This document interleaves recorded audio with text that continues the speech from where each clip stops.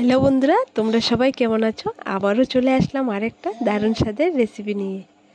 তাহলে চলো আজকের রেসিপিটা শুরু করা যাক।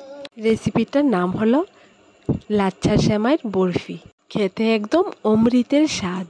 এখানে কনডেন্স মিল্ক তৈরি করার জন্য নিয়ে নিলাম 1 লিটার লিকুইড দুধ। 1 লিটার দুধে দিয়ে দিলাম 250 গ্রাম চিনি।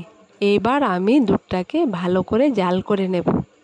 অনবরত নেড়ে নেড়ে দুধটাকে ঘন করে নেব। তোমরা চাইলে একদম খুব সহজে ঘরে তৈরি করতে পারো কনডেন্স মিল্ক, বাজার থেকে আর কিনতে হবে না। দেখো বন্ধুরা, দুধটা কতটা ঘন হয়ে গেছে। এইবার দিয়ে দেব 1/2 চা চামচ খাবার সোডা। সোডাটা দেওয়ার পর উপর দিয়ে ফেনা ফেনা হয়ে যাবে, তখন অনবরত নাড়তে হবে। নাড়তে নাড়তে ফেনাটা দুধের সাথে মিক্সড হয়ে যাবে। দেখেছো বন্ধুরা, কতটা সহজ কনডেন্স মিল্ক ঘরেতে তৈরি করা। একদম 3টি উপকরণ দিয়ে তৈরি করে নিলাম। তোমরা যারা বাজার থেকে কিনে আনো, বাজার থেকে না কিনে এইবার ঘরে একদম সহজে তৈরি করে নিতে পারো কনডেন্স মিল্ক। দেখো বন্ধুরা, একদম পারফেক্ট কনডেন্স মিল্ক তৈরি করে নিলাম। তো বন্ধুরা, তোমরা বাজার থেকে কনডেন্স মিল্কটা না কিনে বাড়িতে এইবার তৈরি করে নেবে। এরপর দেখে নাও, চুলোয় একটা প্যান বসিয়ে দিলাম। এর মধ্যে দিয়ে দিলাম মাঝারি সাইজের বাটিতে 1 বাটি কালারিং লাচ্ছা সেমাই। সেমাইটা দেওয়ার পর দিয়ে দেব একটু একটু করে কনডেন্স মিল্ক। বন্ধুরা, তোমরা এই বরফিটা জর্দা সেমাই বা অন্যান্য সেমাই দিয়েও তৈরি করতে পারো। অসাধারণ স্বাদের একটা রেসিপি, যে খাবে কখনোই ভুলবে না। একদম মুখে লেগে থাকার মতো একটা রেসিপি। কনডেন্স মিল্কটা দেওয়া হয়ে গেলে হালকা আছে কিছুক্ষণ নাড়ার পর দেখবে সেমাইটা আঠালো হয়ে আসছে।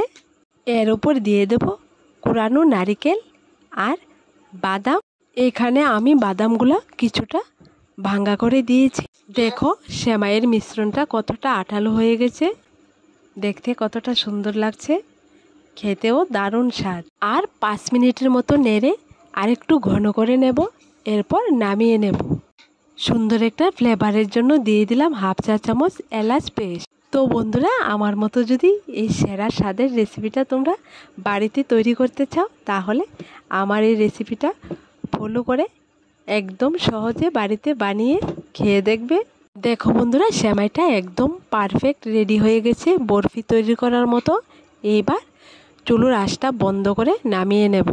দেখো বন্ধুরা, বরফিগুলা তৈরি করার জন্য নিয়ে নিলাম একটা প্লাস্টিকের কন্টেনার। ঠিক এরকম কন্টেনারে তোমরা বরফি তৈরি করতে পারো। এই প্লাস্টিক কন্টেনারটার মধ্যে সামান্য পরিমাণ তেল ব্রাশ করে নিয়ে নিলাম। এরপর সেমাই থেকে কিছুটা পরিমাণ সেমাই দিয়ে আঙ্গুল দিয়ে চেপে চেপে সেট করে নেব কন্টেনারের ভেতর।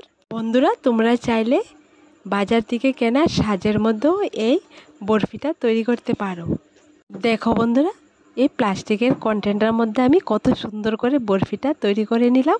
এইবার কন্টেনারের ভেতর ভালো করে সেট করা হয়ে গেলে হাত দিয়ে ধরে উপর করে থালের ওপর আস্তে করে নেড়ে নেড়ে বের করে নেব।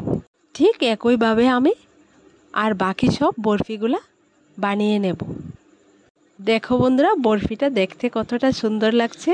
তাই তোমাদের বলছি, এই সহজ রেসিপিটা তোমরা বাড়িতে একবার ট্রাই করে দেখবে। খেতে দারুণ দারুণ স্বাদ। তোমরা কি কখনো ভেবেছো লাচ্ছা সেমাই দিয়ে এত সুন্দর করে বরফি তৈরি করা যায়? এই বরফিটা তৈরি করে ফ্রিজে রেখে তোমরা অনেক দিন রেখে খেতে পারো। দেখো বন্ধুরা, আরেকটা বরফিও আমি তোমাদের বানিয়ে দেখিয়ে দিলাম। সবগুলা বরফি বানিয়ে নিলাম আমি। দেখো দেখতে কতটা সুন্দর হয়েছে। এবার ওপর দিয়ে বাদাম দিয়ে সাজিয়ে নেব। তো বন্ধুরা, আমার দেওয়া রেসিপিগুলো তোমাদের যদি ভালো লেগে থাকে, তাহলে আমার এই চ্যানেলটাকে লাইক, শেয়ার এবং সাবস্ক্রাইব করে পাশে থাকা বেল বাটনটি অবশ্যই ক্লিক করে রাখবে, যাতে করে আমার দেওয়া রেসিপিগুলো তোমরা দেখতে পাও।